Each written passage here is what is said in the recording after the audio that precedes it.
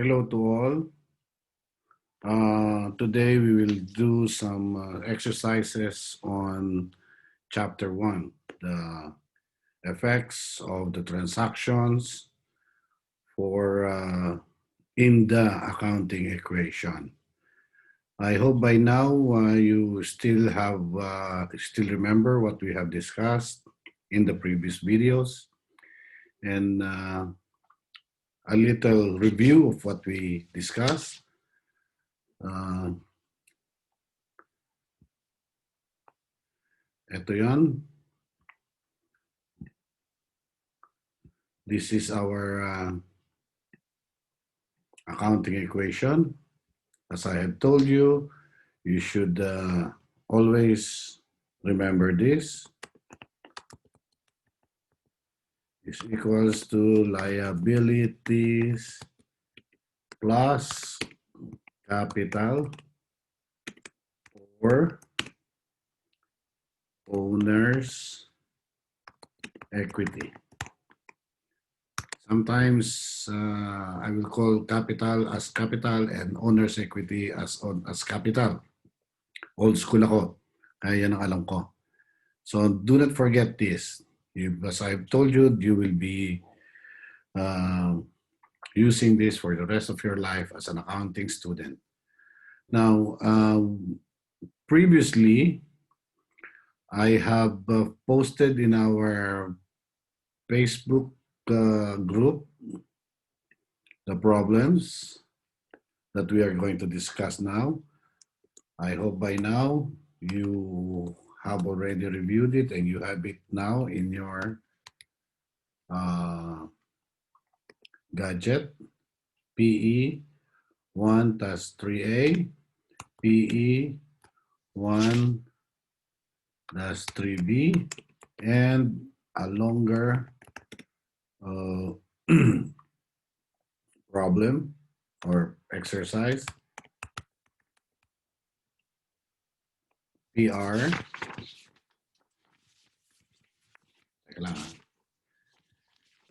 PR 1-1A.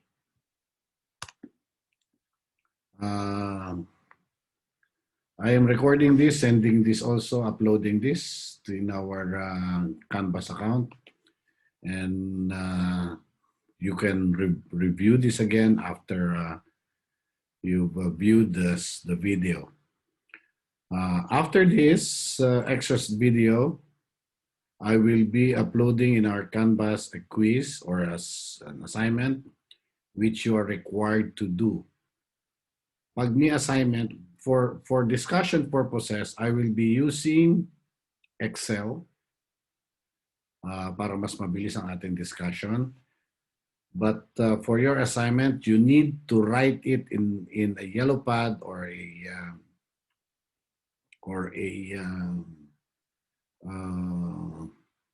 worksheet. Take a picture of that and submit it to me. Hindi pwedeng Excel. Kasi why? Kailangan maganda sulat. Walang erasures. I'm very particular with erasures. Hindi pwedeng may erasures sa akin, mga sinasubmit sa akin, lalong-lalo na assignments. I always have reason for that kasi ang accountant should be understandable, naiintindihan ng bumabasa ang ginawa nyo as accountant. You will have to do a good, you will have to have good handwriting, and I will not and will never accept assignments, quizzes na puro erasures or merong erasures. Take note of that. No erasures in everything. Okay, let me share to you the first problem. Ano ba yan?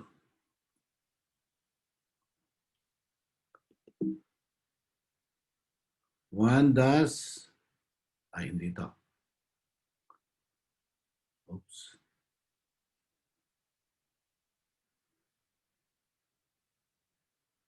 Ah,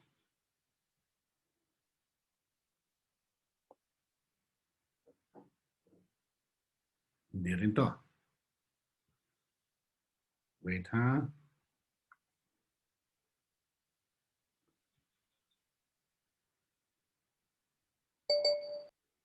Okay, let me share to you 1-3A. Meron nagtanong dito, I forgot her name. She tried to do this daw, very good. And let us discuss this now. I'll give you the solution. Okay, Queen's Delivery Service is owned and operated by Lisa Dewar. So Lisa Dewar is the owner. Remember that. Here are sample transactions during June. As I start discussion, ganito ang format niyan. 1-3A. So, Lisa Dewar. Take note, this is how I want it presented. There is a heading. Ano yun? Kanino? Ano yan? At kailan? Always make sure that meron yan. Heading. Pag walang heading, nobody will understand your problem, your statement. So, anong una? Sabi sa kay 1-3A. Receive cash from owners as additional investment. Dati walang cash, di ba? So, there is now an increase in cash.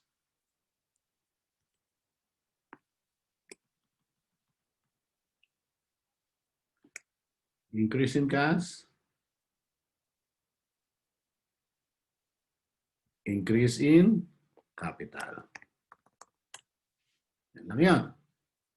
So, equals pa rin yan, ha? See? So, obviously, nung mag-umpisa negosyo, walang cash. At ngayon, may cash na siya. So, there is an increase in asset and increase in capital. Anong sumunod? Paid creditors on account, 1,800. Nagbayad. So, nabawasan siya ng cash na 1,800. At the same time, nabawasan din ang utang. See? Again, all transactions ay dapat balansyado.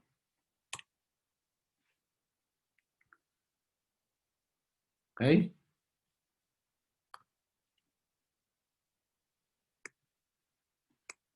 Lahat yan, dapat balansyado. Anong sumunod na transaction? Billed customers for delivery services on account, 12,500. Billed. Siningil. Ibig sabihin, siningil pa lang. Hindi pa natatanggap ang bayad. So, walang cash na natanggap. Pero, ibig sabihin, kinita na niya yon nung oras na yon. Pero, hindi pa nga lang nasisingil. So, meron siyang pautang. Increase in accounts receivable and increase in capital, which is fees earned.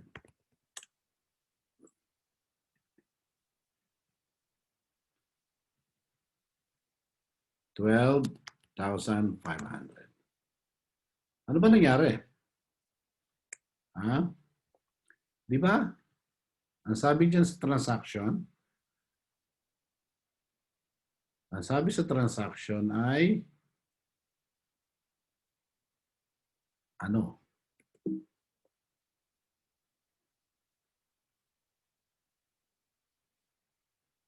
Sabi sa transaction ay billed customers for delivery service on account, 12,500. Di ba? So, siningil, pero hindi pa niya natatanggap. Pero malinaw na kinita na niya yon. Kaya siya naningil na. Nagawa na niya yung serbisyo. So, increase in assets, which is receivable, and increase in capital, which is fees earned. Lahat ng income ay nakakapagpataas ng capital at lahat ng expenses ay nakakapagpababa ng kapital. Remember that. Ano sumunod na transaction?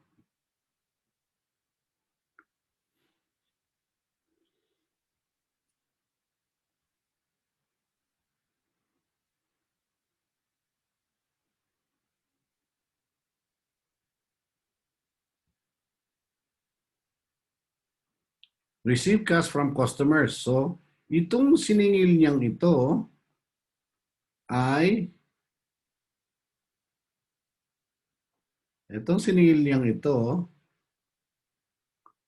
ay nakasingil na siya, nakatanggap na siya ng perang 6,500, 6,900. So, what will happen now? Erase natin.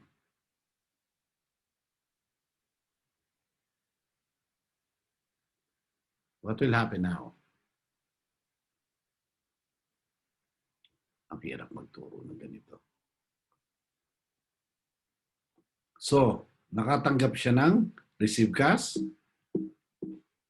6,900. So, there is an increase in cash and a decrease in receivable. Oops. Walang effect dito. Pero ang effect niya lahat sa asset. Sir, paano nangyari yun?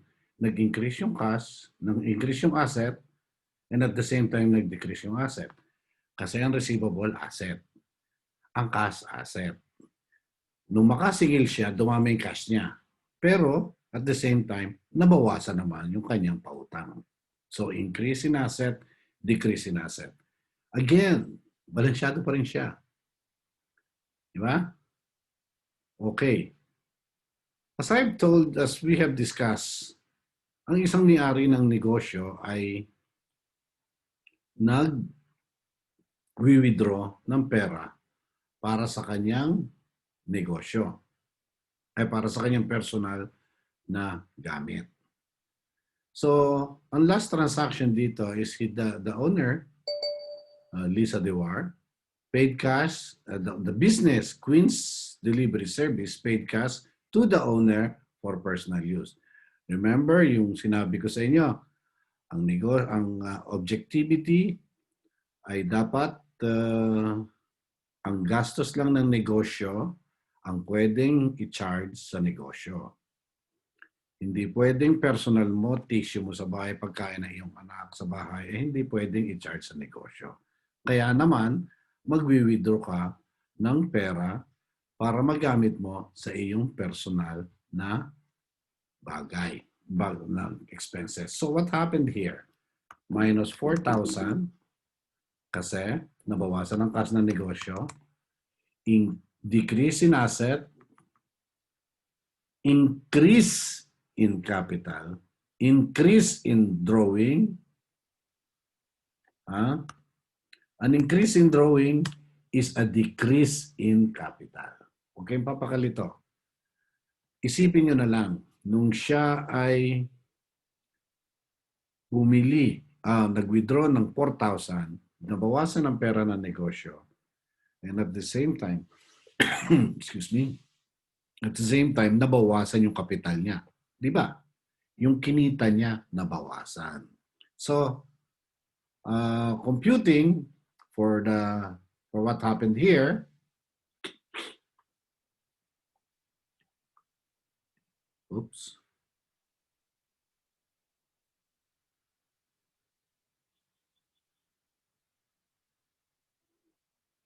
Computing,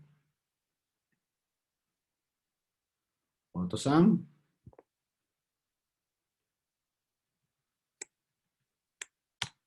Magkano na ang kanyang cash? 19,100. Magkano na lang ang kanyang receivables? 5,006. Magkano pa ang kanyang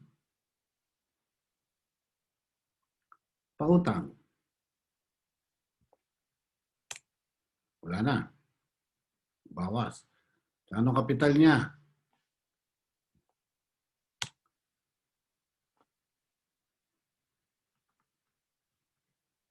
Ano ang and so on and so forth. Balance niyan, total niyan, balansyado yan. So to test, to show you,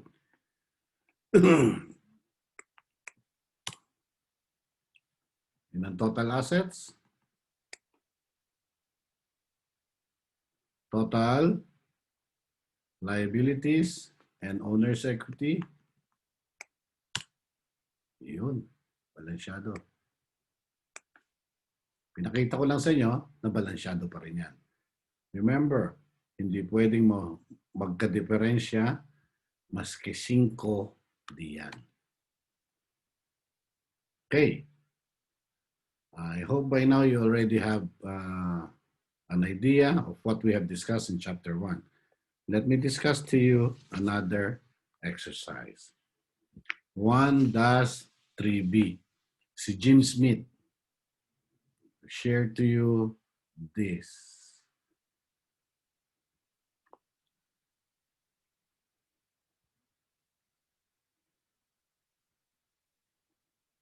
Hindi yan.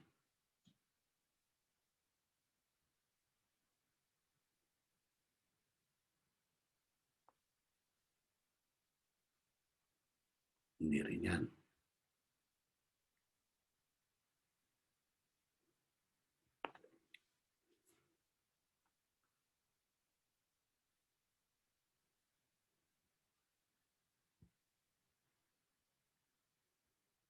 There you are. Ay.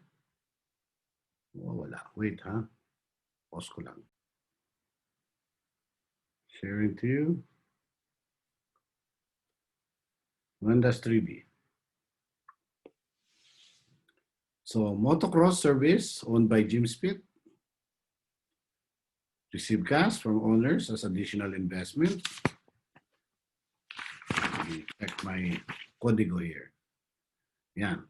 I hope nariyan na kayo sa page na yan or you have a copy of that already downloaded from our Facebook group. And we start with the solution. Okay. Ito yan. PE 1-3B. Jim Smith. So, ano yung unang transaction niya? Receive cash from owners as additional investment. Again, nung mag-umpisa ang negosyo, walang cash. Tama. Pero nung maglagay siya ng kapital na 30,000, nagkaroon ng 30,000.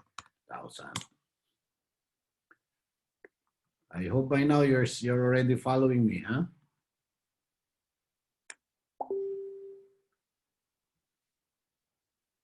Okay. So next, paid advertising expense, 1,200. Paid, nagbayad. So, nabawasan ng cash, minus advertising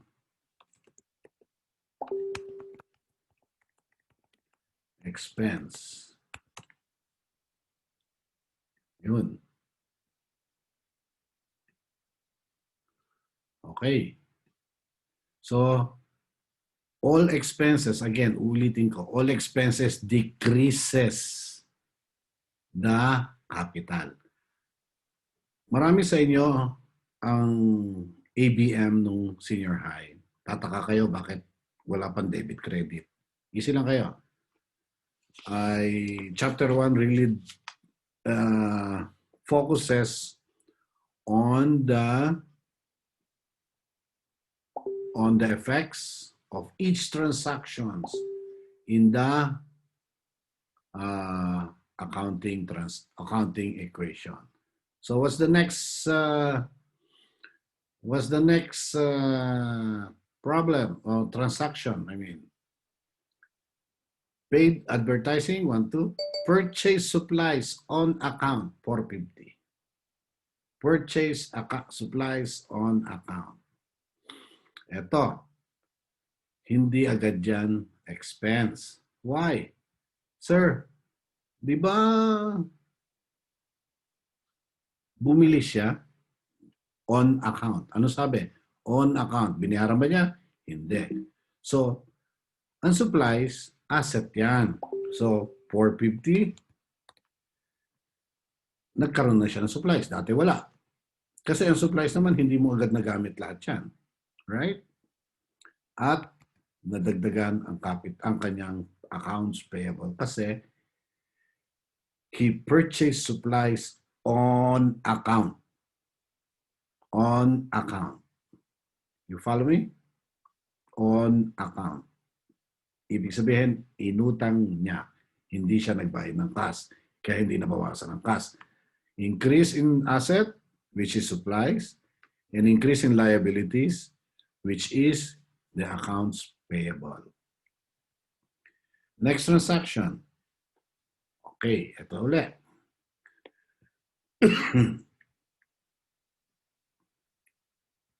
What's the next transaction? Build customers for delivery services on account, 7.5. Build. Meaning, siningil na niya ang kanyang customer. Nakatanggap ba ng cash? Hindi pa. Pero kinita na niya yon, so dapat singilin na. Kung kailan magbayad, ibang pulong na yan. You all follow me? Okay? So, ang income niya ay delivery services. So, what happened here? Nakatanggap ba ng cash? No. Kasi build, siningil pa lang niya 7,500. Delivery services, nag-increase kasi kumita siya. Sometimes, this is called fees earned or delivery services. Depende sa chart of account. But this time, sabi niya, delivery services. So, yun ang account na gagamitin natin. What's the next? Receive cash from customer on account. So, yung kanyang mga pinautang, nakasingil na siya. Receive cash from customers on account. So, dati, meron siyang pautang na 7.5. Nakasingil siya ng 4,900. What happened pa? Nabawasan naman ang kanyang receivables. You all follow? Increase in asset, which is cash, kasi nakasingil, nakatanggap ng cash, and decrease in liabilities kasi nabawasan ang kanyang pautang. Okay, let us compute kung tama ba ang ginawa natin. Total cash niya as of that time is 33,700. Total receivables, 2,600 na lang. Supplies, oops.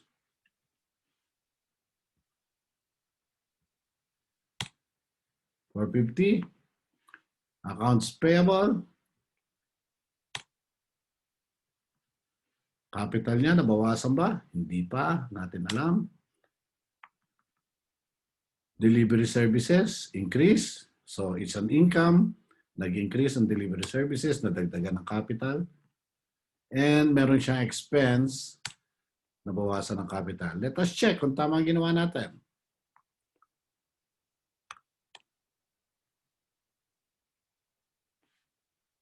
Tingnan natin.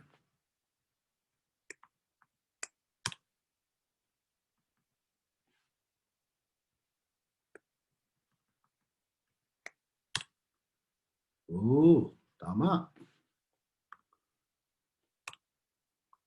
So, it only shows na balansyado, wala tayong naging error, at nakita natin na all increases, all transactions that affected the assets, and all transactions that affected the liabilities and equity are in balance. Okay. So far, so good. If you have questions, pwede niyong itanong yon later on sa akin as i-post nyo sa ating Facebook group para makita nyo ang mga, para makita ko at makita rin naman ng iba na inyong klase kung ano nangyari na. All right.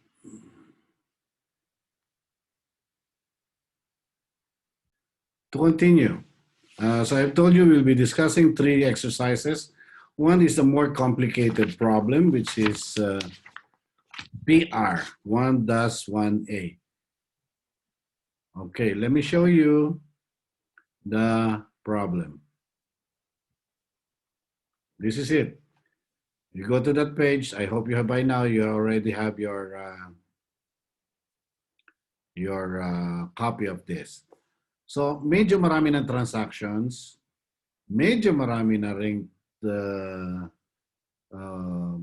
ring involved na accounts. And as you go on, medyo pahaba ng pahaba ang inyong gagawin. Okay? Don't mind this. Don't mind this. Hindi muna natin pinag-uusapan yan. Pero later on, you will be able to know na yung mga kung ano nangyayari dyan. And you'll be able to answer this on your own. Okay. So, you already have this on September 1. Maria Edsal established a business to manage rental property. So, negosyo niya, rental ng paupa ng mga properties. She completed the following transactions during September. So, for the month of September, itong kanyang mga naging transactions. Okay. To be sure, you should have your own, you have a copy of this para makasunod kayo sa discussion.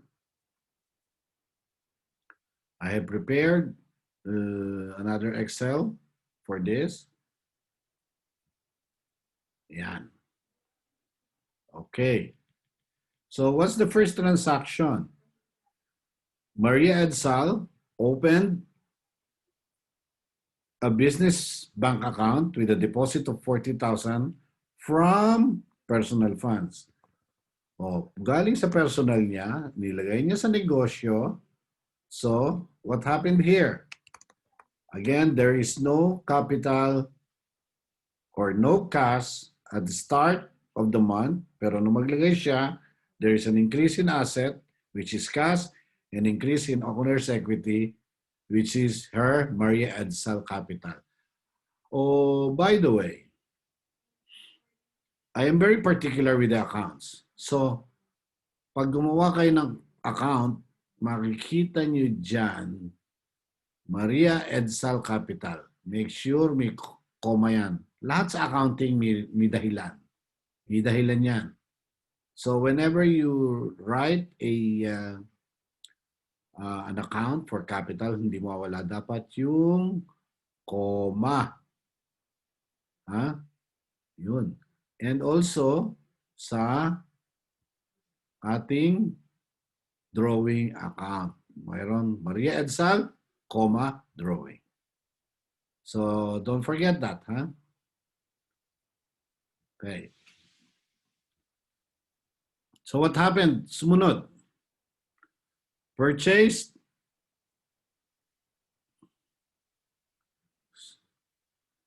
Hirap ng buhay dito sa Pilipinas. Stop share. Share. What happened here?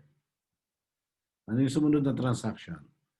Purchase supplies, pens, file, folders, and copy papers on account 2,200. So, ibig sabihin, meron siyang kakilala, tindahan ng office supplies, bumili siya ng ballpen. Siyempre, kailangan sa negosyo, may ballpen, may folder, may mga copy paper, para pag meron siyang ino-offeran, sinusulatan ng mga kliyente, meron siyang magamit. Again, supplies, binili niya, supplies on account. Ibig sabihin, inutang niya. Supplies ay, nung bilhin niya, ay binili niya ay inutang niya at hindi agad nagamit.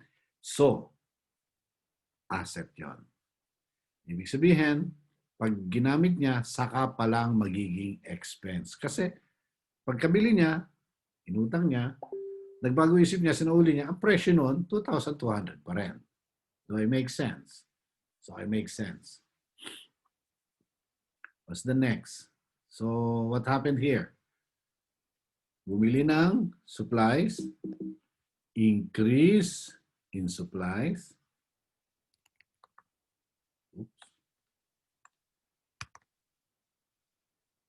increase in payable. Increase in asset, which is supplies, and increase in liabilities, which is accounts payable. Balansyado pa rin siya. You all follow pa, ha? You all follow, ha? Keep your questions. List down your questions if you have questions, and I'll try to answer it to the best that I can as soon as I can. Okay. Ano sumunod? Receive cash.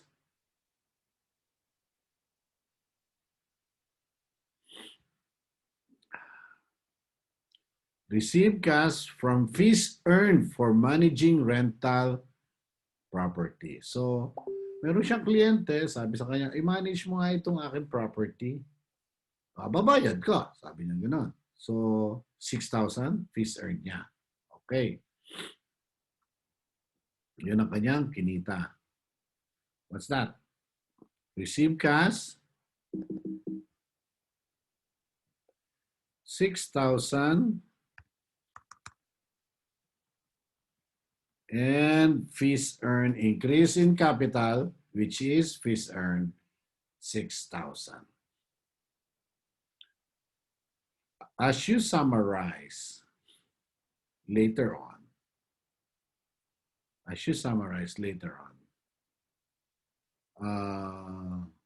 you need to get the difference between the two, this income and expenses, and later on, ibabawas or idadagdag sa kapital. Okay. So at the moment, we're not yet doing that kasi dinadaan-daan nga natin. What's the next? I wonder if I can do double sharing.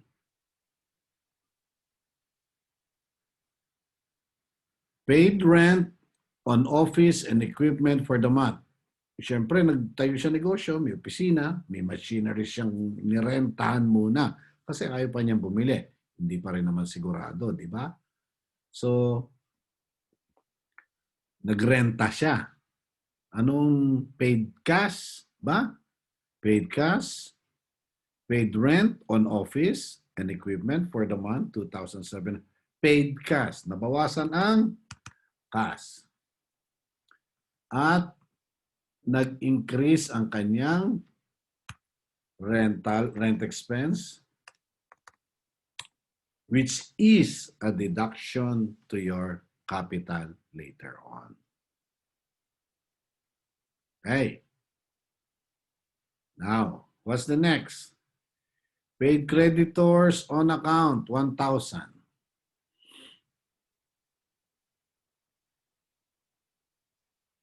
Paid creditors on account. Yun. 1,000.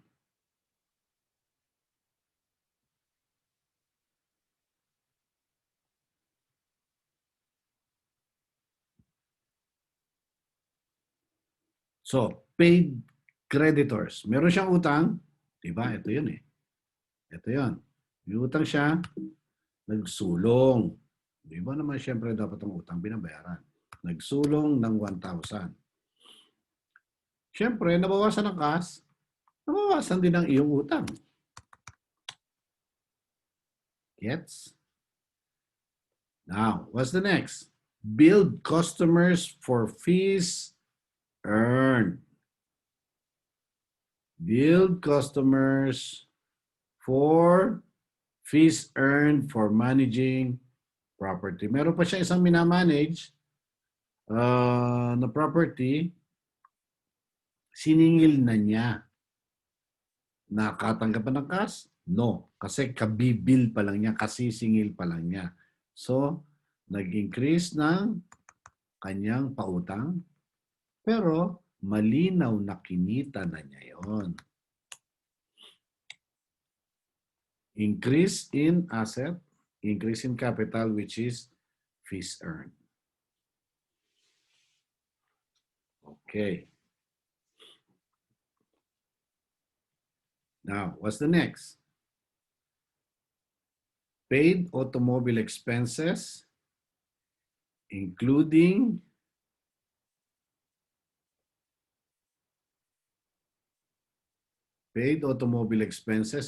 rental charges for the month 600, miscellaneous 300. So, multiple account na ito. Ibig sabihin, yung binayaran niyang 600 plus 300, 900 ay para sa automobile expense at miscellaneous expense. And how do we present that? What happened here? How do we show it? So what happened? Paid. Nagbayad. So magkano? 900. Ha? Automobile expenses. Magkano? 600. Ha? 600. And miscellaneous expense, of 300. Yun. 6 plus 3 is 9. So, nagbayad. Decrease in asset. Nagbayad, syempre, nabawasan ang cash mo. Ang hawak mong pera. Decrease in asset, which is cash.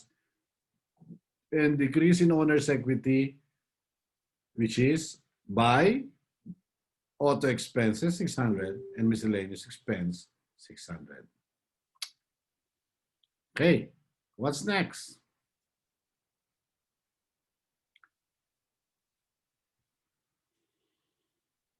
Siyempre, may staff siya. Office salaries, 1,900. Siguro, may empleyado na siya. So, magkano yun?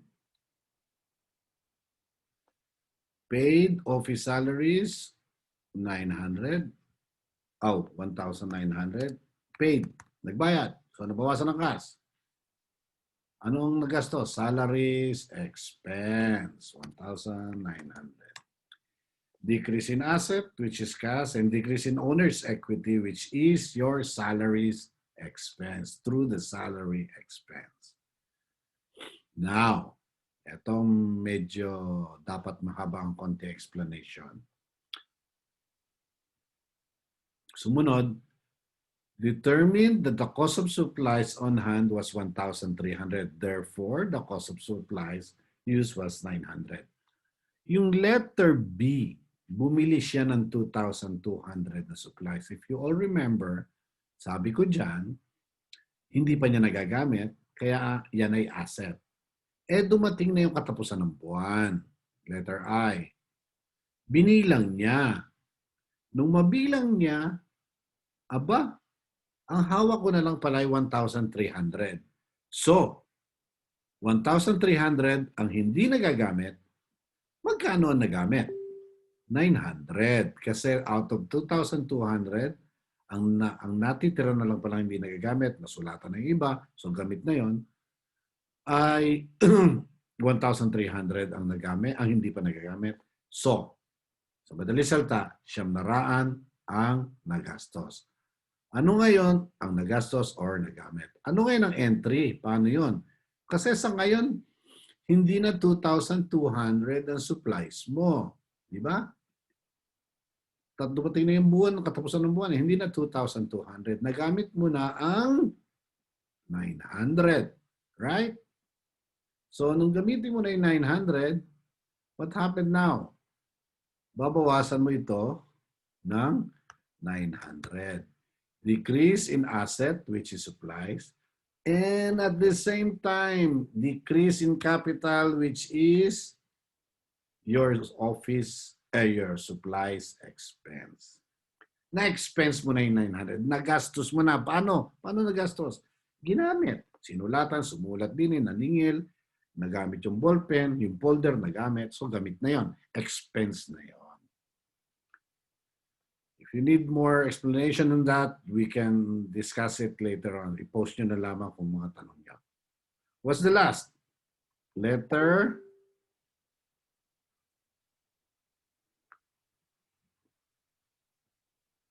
J. Withdrew cash for personal use. Yan again, drawing, personal use. Again, objectivity concept. Hindi po pwedeng gamitin ang personal na expenses, personal sa inyong negosyo. So, nag-withdraw daw siya ng 1,800.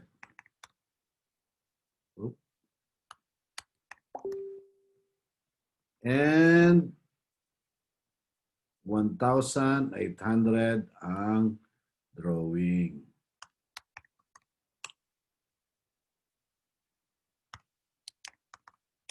Yan. Pag nagbawas ka ng drawing, ibig sabihin na bawasan ang kapital mo. So let's check. Tama bang ginawa natin? Tama ba? Magkano na lang ang cash niya? Ano sabi doon sa libro? To the left of that problem, cash balance at the end of September is 37,700. Tama. Ang kanyang receivables ay 5,000 pa rin. Ang kanyang supplies ay, magkano na lang? 1,300. Accounts payable is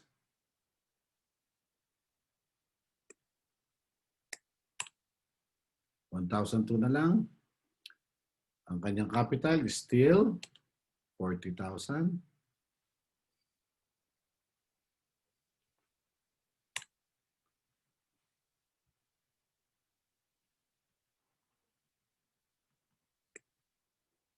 Magkano ang kinita niya? Fees earned, 11,000.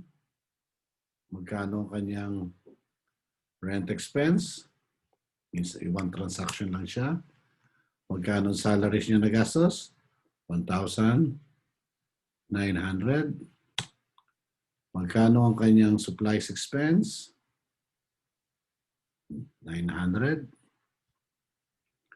Magkano ang kanyang auto expense? At magkano ang kanyang miscellaneous expense? Okay, dapat balansyado yan. Kahiyaan na to.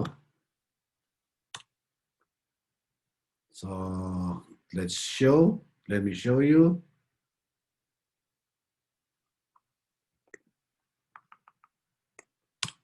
Total assets is 45,200.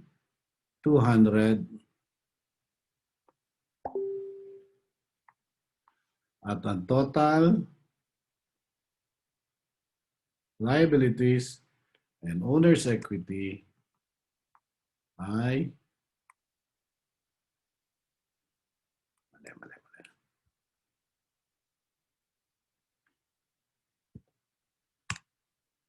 ito lang pala.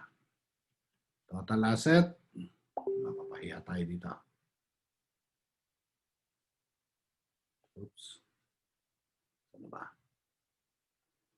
Total asset is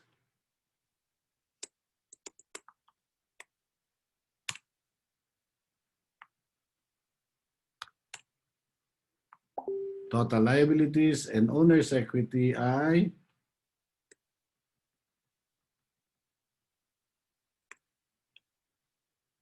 $40 po yun. 44,000.